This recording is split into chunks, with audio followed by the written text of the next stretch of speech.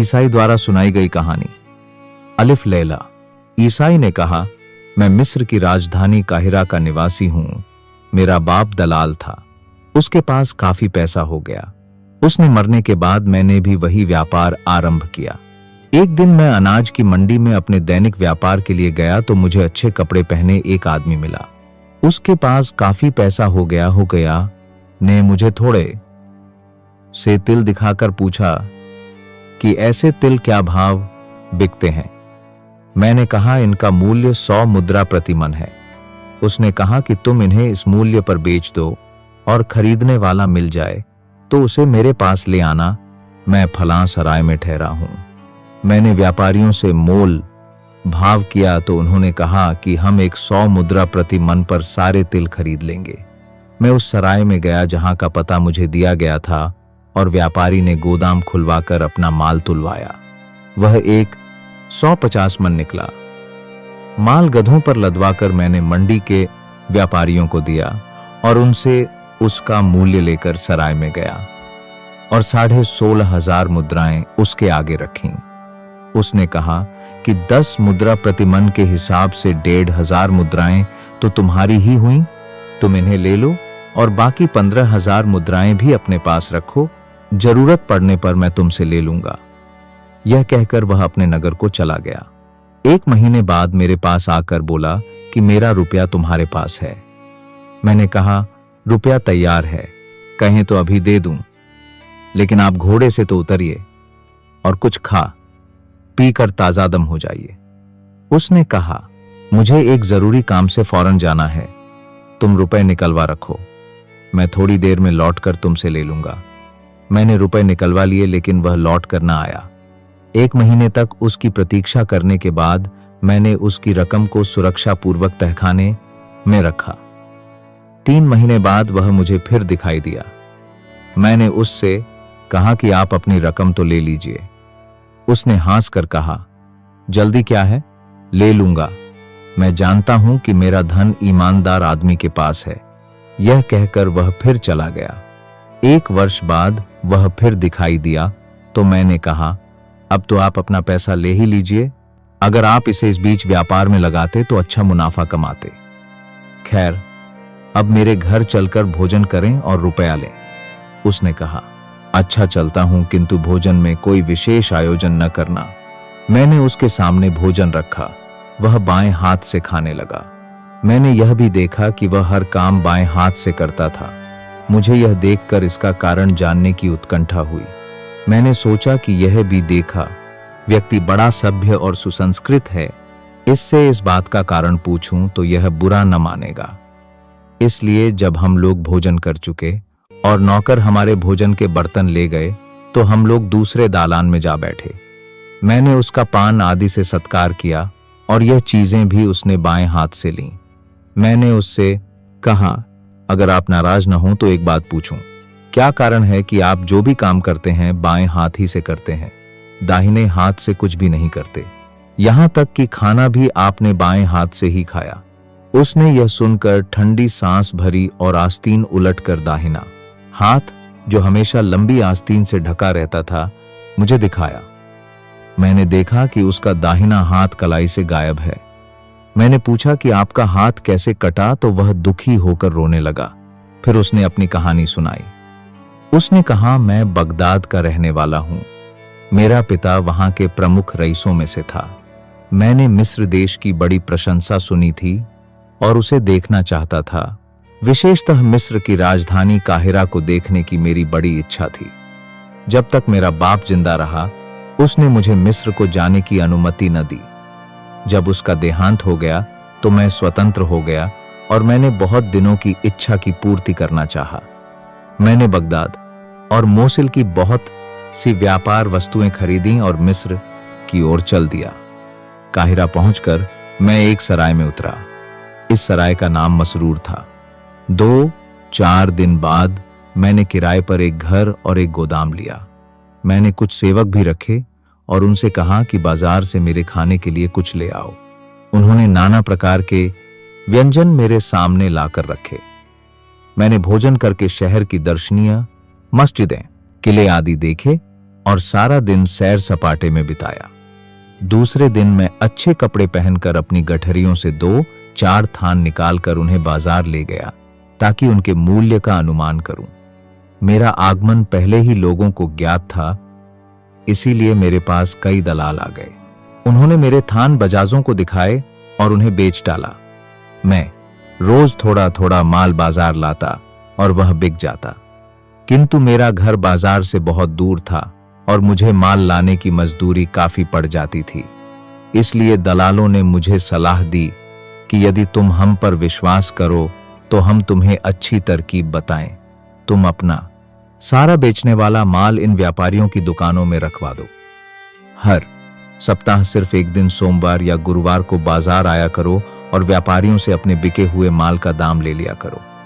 इसमें तुम्हारी रोज की मजदूरी भी बचेगी और समय भी। इस खाली समय में तुम नील नदी या अन्य सुंदर स्थानों की सैर करके जी बहलाया करना। मैंने यह स्वीकार कर लिया। मैं दलालों को अपने घर ले गया और एक बार ही उन्हें सारा बिकने वाला माल दे दिया। वे माल को लेकर मेरे साथ बाजार आए और सारा माल व्यापारियों की दुकानों पर रखवा दिया। उन्होंने मुझे मेरे माल की रसीद लिख दी और मैंने भी लिख कर दे दिया कि मैं महीने महीने आकर बिके माल का दाम वसूल किया करूंगा। यह सब करके मुझे बड़ा संतोष मिला और मैंने अपने कुछ समवयस्कों से मित्रता करके उनके साथ घूमना फिरना शुरू किया। अक्सर मैं उनके साथ बाजार भी जाता और वहां के मोल भाव को देखकर ज्ञान और मनोरंजन प्राप्त करता। एक दिन मैं बदरुद्दीन व्यापारी की दुकान पर बैठा हुआ था। एक अत्यंत संभ्रांत स्त्री जो कीमती पोशाक और तरह तरह के जेवर पहने थी और जिसके साथ कई साफ सुथरी सेविकाएं भी थीं, आकर मेरे पास बैठ गई। मुझे इच्छा होने लगी कि वह अपने चेहरे से नकाब हटाए तो मैं नेत्र सुख उठाऊं। उसने मेरी इस इच्छा को समझ लिया और बहाने से 2 क्षण के लिए नकाब को झटके से उठा दिया। मैं उसके अनुपम रूप को देखकर ठगा सा रह गया। उसने बदरुद्दीन से साधारण कुशल क्षेम पूछने के बाद एक जरी का थान मांगा। उसने एक थान दिखाया जो उस सुंदरी को पसंद आया। उसने पूछा, यह थान कितने का है? मैं इसे ले जाऊंगी और कल इसका दाम भिजवा दूंगी। बदरुद्दीन ने कहा, थान 6,600 मुद्राओं का है, किंतु यह इनका माल है और मैंने इनसे वादा किया है कि उनके बिके हुए सारे माल की कीमत आज ही इन्हें दूंगा। अगर मेरा माल होता तो मुझे चिंता नहीं थी, आप जब भी चाहती इसका दाम दे देती। उस स्त्री ने कहा, आप एक दिन के लिए भी नहीं ठहर सकते? बदरुद्दीन ने कहा कि मजबूरी है, मुझे आज ही इनके माल की कीमत देनी होगी। वह सुंदरी इस पर नाराज हो गई। उसने थान बदरुद्दीन के सामने फेंक दिया और बोली, तुम व्यापारी लोगों में सभ्यता और शील बिल्कुल नहीं होता, तुम अपने अलावा किसी का विश्वास नहीं करते। यह कहकर वह तमक कर उठ खड़ी हुई और दुकान से चल दी। वह कुछ ही दूर गई थी कि मैंने पुकार कर कहा कि आप आइए, मैं आपको कष्ट पहुंचाए बगैर सौदा कर लूंगा। वह स्त्री लौट आई क्योंकि उसे यह तो मालूम था कि माल का मालिक मैं हूं। मैंने वह थान उसे देकर कहा कि आप इसे शौक से ले जाएं, यह आप ही का है, चाहे दाम दें या न दें। वह यह सुनकर प्रसन्न हुई और बोली कि भगवान आपको धनी और सुखी रखे। मैंने उससे चुपके से कहा, लेकिन आपको थान ले जाने के पहले यह करना होगा कि मुझे आप अपने अनूप रूप का रसास्वादन करने दें। उसने अपने मुख पर पड़ी हुई जाली की नकाब हटा दी। मैं पहले से भी अधिक चकित दृष्टि से उसे टकटकी बांध कर देखने लगा। उसने कुछ क्षणों के बाद नकाब फिर डाल लिया और थान उठाकर चली गई। मैं कुछ देर तक अवाक और भ्रमित सा बैठा रहा। फिर मैंने व्यापारी बदरुद्दीन से पूछा कि यह स्त्री कौन है। उसने कहा कि वह अमुक व्यापारी की पुत्री है। उसके पिता के पास असंख्य धन था, उसका देहांत हो गया है और वही सारी संपत्ति की स्वामिनी है। मैं कुछ देर में उठकर अपने निवास स्थान पर पहुंचा, किंतु उसी सुंदरी के ध्यान में निमग्न रहा। मैंने भोजन भी नहीं किया और रात भर उसकी मोहिनी छवि मेरी आंखों में समाई रही। दूसरे दिन मैं फिर बाजार गया और अपने मित्र बदरुद्दीन की दुकान पर जा बैठा।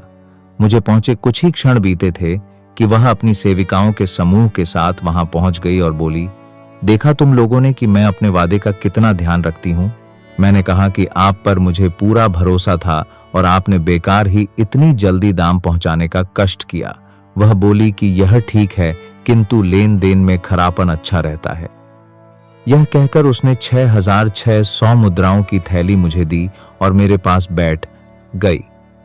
मैंने कुछ क्षणों में, जब बदरुद्दीन तथा अन्य लोगों का ध्यान इधर न था, उससे अपने प्रेम का निवेदन किया।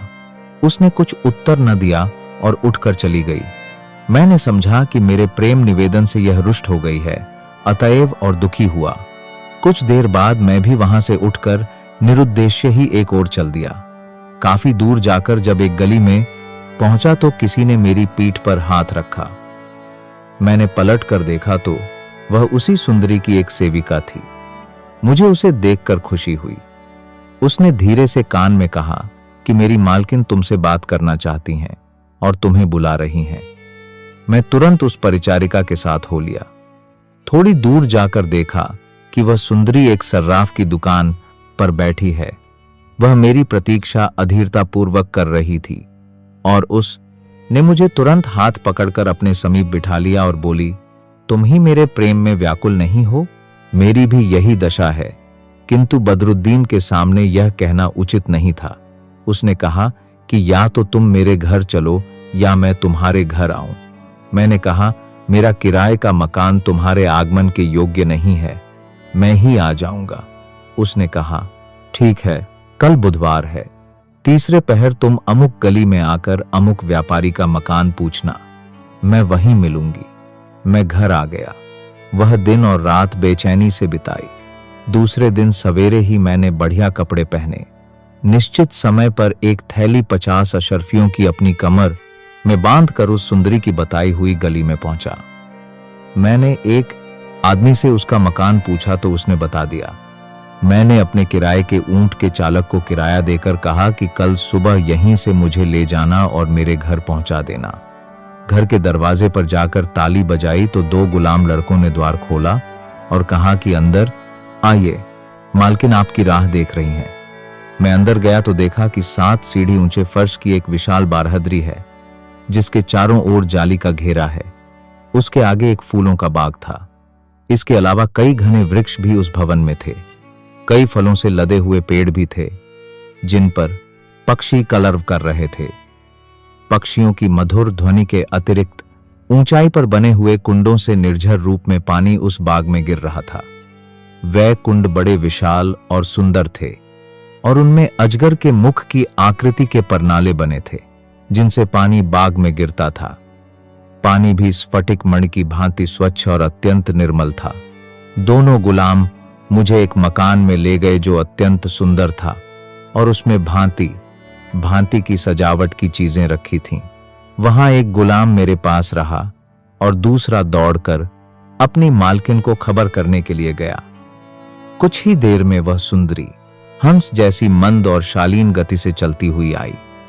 वह अत्यंत मूल्यवान वस्त्र पहने थी और सिर से पांव तक जेवरों से लदी हुई थी। उसे देखकर मैं खुशी से पागल हो गया। वह भी मुझे देखकर अत्यंत प्राज्ञ